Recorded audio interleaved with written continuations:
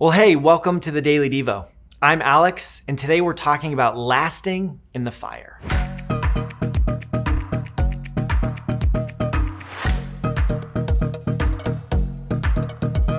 Did you know that according to the Center for Disease Control, the U.S. Fire Administration, and the National Fire Protection Association, every year there's an average of 358,300 home-based fires? Whether from an accident with a candle, stove, fireworks, or whatever, on average there are nearly 360,000 homes that burn down. By the grace of God, one of those has not been mine, but the reality is it very much could be. Fires have a way of destroying everything in their path. Doesn't matter how precious the metal is, or of how many trophies you won, or a family keepsake, or that cute drawing you have that your kid drew and you framed it and put it on the wall.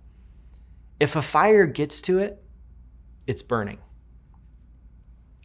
When you consider the things you love, what you spend time on, and the things that matter to you, a good question we could ask is this: will it burn? Loving the things of life in life is not bad. But we ought to learn and ascribe proper value to the things of life and spend time building things that last, or things that won't burn. Paul puts it this way in 1 Corinthians 3:10-11. He says this: "By the grace God has given me, I laid a foundation as an expert builder, and someone else is building on it. But each one should be careful how he builds. For no one can lay any foundation other than the one already laid, which is Christ Jesus." Paul exerts that we are building a life on a firm foundation. Christ laid that foundation. We are to build on top of it. Let us not make a new foundation. Don't spend time on that. That's covered. That's good. It's time that we build. He continues in this word picture.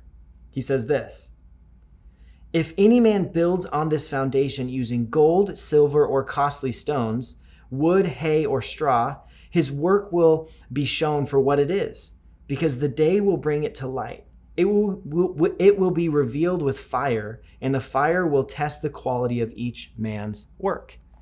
He continues to tell us that we ought to really consider what sort of things we're building on Jesus. What sort of materials are we using? How meticulous are we when it comes to these things? Paul is not saying don't build an actual home that will ever burn. He's not saying that. He's saying in this word picture to help us what it looks like to follow Jesus better, and frankly, how to live our life more intentionally.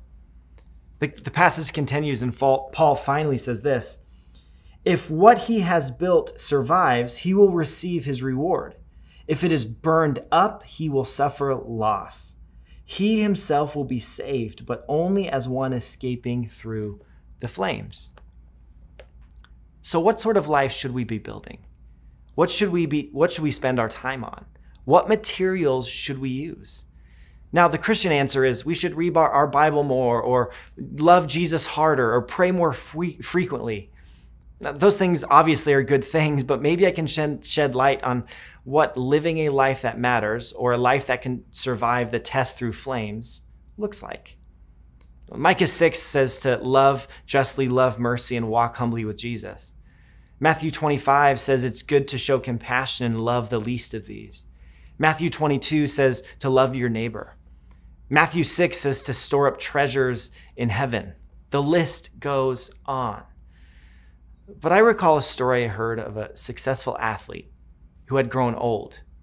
He lived a lot of life, and at the end of his life, he reconsidered some things. As he was dying, hours from passing away, the nurse asked what she could do for him.